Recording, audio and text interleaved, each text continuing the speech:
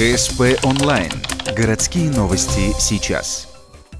Четверг, 9:00. Детский сад номер 66. Практикоориентированный семинар. Педагоги делятся первыми результатами по внедрению новой образовательной системы. Вопросов хватает. Стандарт затрагивает все стороны деятельности. Это финансовое обеспечение, развивающая среда. Повысились требования и к мастерству воспитателей. Занятий, приравненных к уроку, в детсадах скоро не будет вовсе. Вот если, допустим, раньше у нас проходили занятия, то сейчас такое понятие, как занятие, даже отменено, потому что считается, что образовательная деятельность ребенка должна проходить в течение всего дня, когда ребенок пребывает в детском саду.